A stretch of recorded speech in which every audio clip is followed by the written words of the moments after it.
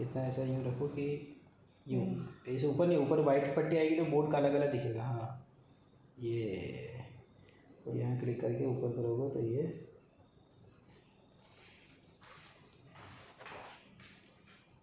Hello दोस्तों, मेरा नाम है सोनू और मैं साइंस पढ़ाता हूँ। आज का हमारा टॉपिक है living and non living things. बहुत सिंपल टॉपिक है, बहुत आसान है और बहुत कम समय में ख़त्म भी हो जाएगा, क्योंकि ये एक ऐसा टॉपिक है जिसके बारे में हम सब जानते हैं, लेकिन जानने से ही साइंस में काम नहीं चलेगा। Science always need proof. तो हम किसी भी लिविंग और नॉन लिविंग ऑब्जेक्ट में डिफ्रेंशिएशन कैसे कर पाएंगे और कैसे बताएंगे कि कोई ऑब्जेक्ट लिविंग है या नॉन लिविंग है, उसके बारे में आज हम थोड़ी सी चर्चा करेंगे। तो हमारे लर्निंग ऑब्जेक्टिव्स क्या रहेंगे आज के? सबसे पहला रहेगा living and non living things, जिसके बारे में हम बात कर ही रहे हैं। सेकंड हमारा टॉपिक रहेगा features of non living things. देखिए, सिर्फ देखने के ही आधार पर हम चीज़ों को डिफ्रेंशिएट अगर करेंगे तो किसी न किसी पॉइंट पे आने के बाद साइंस में गलती हो सकती है। तो that's why we need some features that make differentiation between living and non living things. So now let's talk about the features of the living things. So the first feature that every living object, every living material show is they need air to breathe. It is a very simple and very important phenomena for the survival. Every living organism, whether it is humans or animals or the plant, they need air to breathe. We all do respiration, and for the respiration we need oxygen, air. The second is they need food and water for the energy. Every living organism do some activities that are necessary for their survival. And what are the activities? Activities like digestion process, respiration process, excretory process, circulation process. All this process needs some energy. And how do we get the energy from? We get the energy by eating food and by drinking water.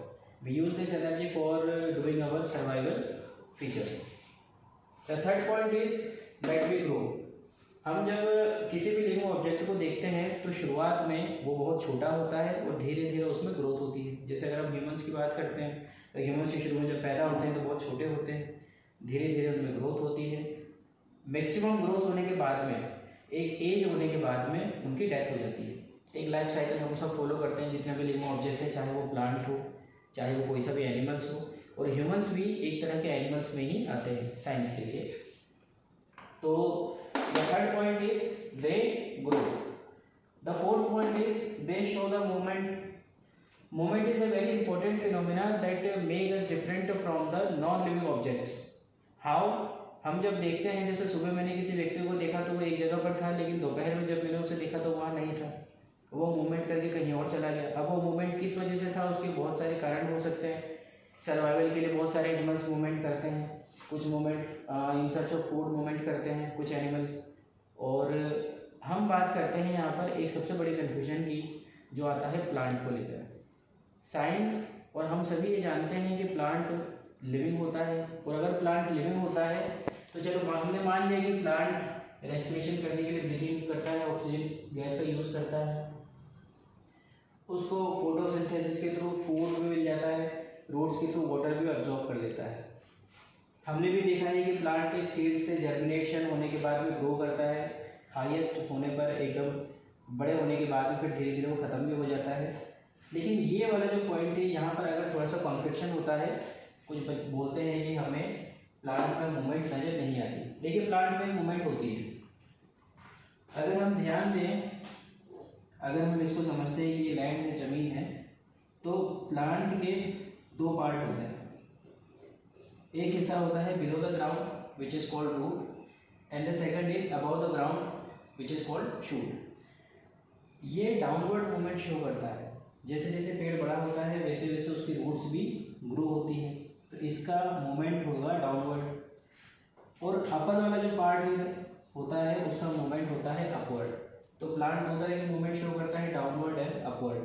तो here ये वाला point भी prove होता है that plant also show the movement.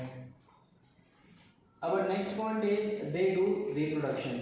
Every living organism do reproduction. What is reproduction? Reproduction means जब भी एक living organism होता है तो वो अपने जनरेशन को मेंटेन रखने के लिए रिप्रोडक्शन करता है. अपने जैसे बहुत सारे जो छोटे छोटे बच्चे होते हैं वो बनाता है. जैसे इंसान अपने जैसे नए इंसान पैदा करता है, प्लांट अपने जैसे नए प्लांट पैदा करता है. हर एनिमल रिप्रोडक्शन को शो करता है. ये एक ऐसी प्रोसेस है जो एक पर्टिकुलर ऑर्गेनिज्म के लिए जरूरी नहीं है, but to maintain a species it is very necessary. And our last topic, they feel. ये वो चीज़ होती है जो एक लिविंग और एक नॉन लिविंग में एक बहुत बड़ा अंतर डिसाइड करती है. नॉन लिविंग थिंग्स जो होती हैं उनको कोई फीलिंग नहीं होती, उनको चोट नहीं लगता, उनको दर्द नहीं होता. लेकिन वही जो जितने भी लिविंग ऑब्जेक्ट होते हैं वो इमोशंस को फील करते हैं, पेन को फील करते हैं, लव को फील करते हैं, अफेक्शन को फील करते हैं. तो ये ऐसे कुछ पॉइंट थे जो एक लिविंग को नॉन लिविंग से अलग करते हैं. What was?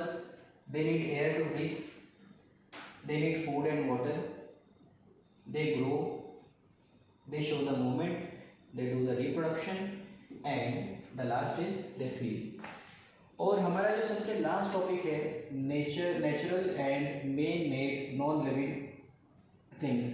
अगर आप ध्यान देंगे तो लिविंग थिंग्स पे सारी चीज़ें शो करती हैं. नॉन लिविंग थिंग्स इनमें से किसी भी तरह का कोई फीचर शो नहीं करते हैं. नॉन लिविंग थिंग्स को भी आगे चल के हम दो भाग में डिवाइड कर सकते हैं. वो होता है नेचुरल एंड मैन मेड. यहाँ पर आप देखिए वो चीज़ें जो नेचुरली अवेलेबल थी कौन कौन सी, जैसे एयर, वाटर, स्टोन्स, ये सारी वो चीज़ें हैं जो नेचुरली अवेलेबल हैं और नॉन लिविंग हैं. तो इसे हम कैटेगराइज करते हैं नेचुरल नॉन लिविंग थिंग्स में. कुछ वो चीज़ें होती हैं जो ह्यूमन ने अपने काम के लिए अलग से बना रखी है. जैसे वो चेयर जिसके ऊपर हम बैठते हैं वो नॉन लिविंग है लेकिन वो ह्यूमन मेड है. ये मार्कर जिसका हम यूज़ कर रहे हैं जो पेन वगैरह, ये नॉन लिविंग है और ये ह्यूमन मेड है. तो कभी भी हम नॉन लिविंग थिंग्स को दो भागों में डिवाइड करते हैं. पहला होता है नेचुरल और दूसरा होता है मैन मेड.